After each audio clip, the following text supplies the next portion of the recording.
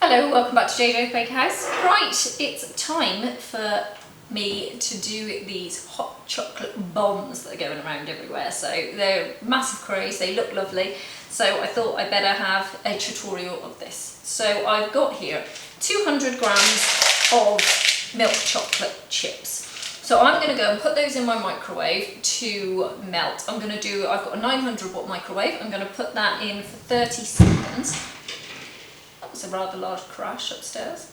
That's worrying. I'm going to put that in for 30 seconds and then give it a stir around and then pop it back in and see if it needs another go for around about 15 more seconds. So as soon as that's melted, I'll come straight back to you. Right then, mine, there we go, that looks lovely. So that took about 3 minutes all in all, in 30-second bursts. Towards the end, that wasn't 30 seconds, I left it at 15-second bursts. You don't want chocolate to get too hot too quickly. So when you can see that it's almost melted, take it away for a moment and see how you get on, because otherwise you could go too far. So I've got one of these silicone trays with the round bits in them. So I'm just going to put some of this chocolate in the bottom. I'm using the back of a spoon. Just pull it up, if you can see there what I'm doing. Now you want to do this when it is quite wet because it dries quite quickly. Okay, so making sure you get right around those top edges. There we are. Pulling it all the way up to the top. If it goes over the top, not to worry. You just want to make sure that it's lovely and covered and try not to pull the bottom with the spoon. It starts drying around the sides, but just go back and just lift, just to strengthen those sides up again. So now you're kind of doubling it, almost. Just to strengthen those walls. Side. There we are.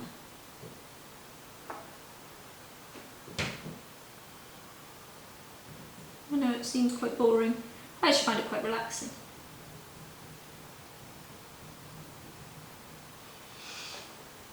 Right then, if you take one of these and then just scrape across the top there, it's going to give you, there we are, just what you need across the top. Now, you can just leave these on the side behind, but I actually like to pop mine in the freezer. So I'm going to go and pop these into the freezer, and when they've had about 20 minutes in there, we'll come back.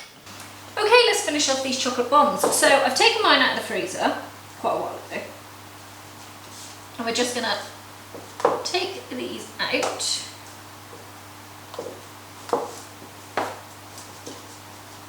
They slip out nicely.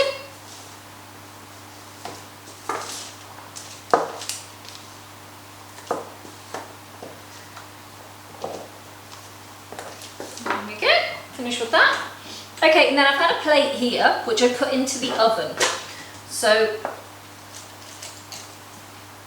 I'm going to tip all these back up. Don't know why I put them that way. Okay, tip these up. I've got marshmallows here.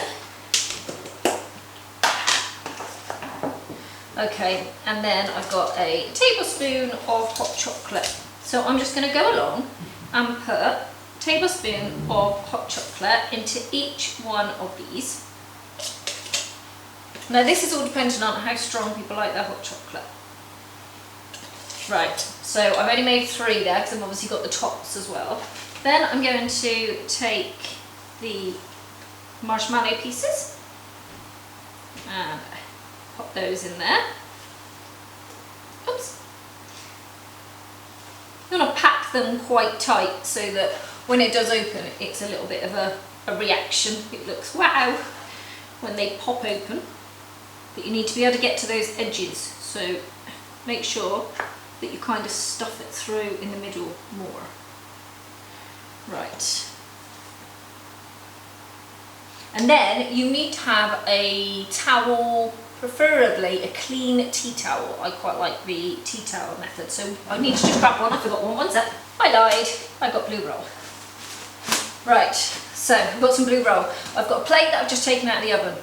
Take this and pop it on the top and just give it a little bit of a swirl around and it will start to melt, and then pop it on the top of this one and push those down, and they will naturally just gel together. Then you can take your blue roll to just make that a really clean edge. So there's that one there.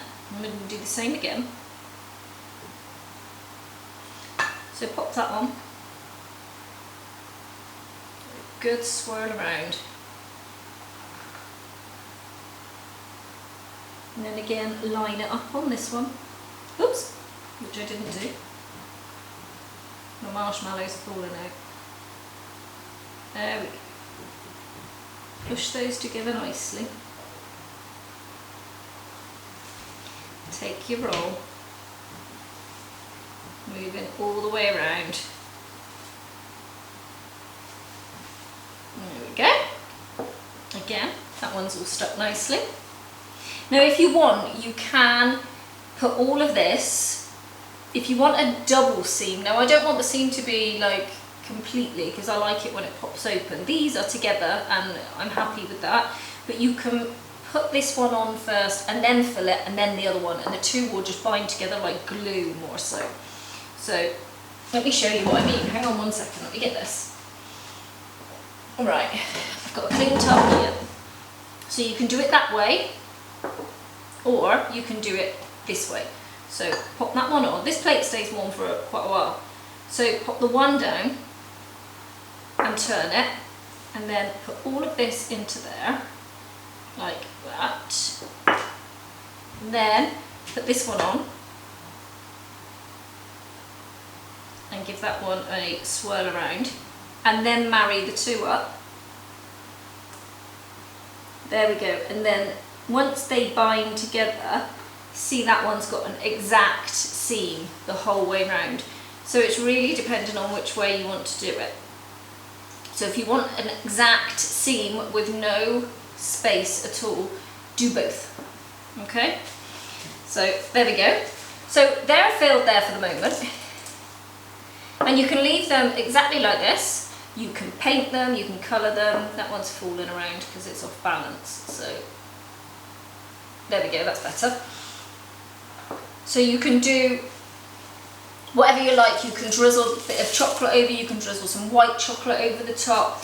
Now, I like to just add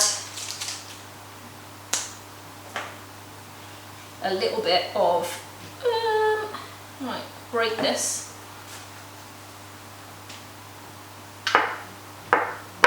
Let me get a spoon, one sec.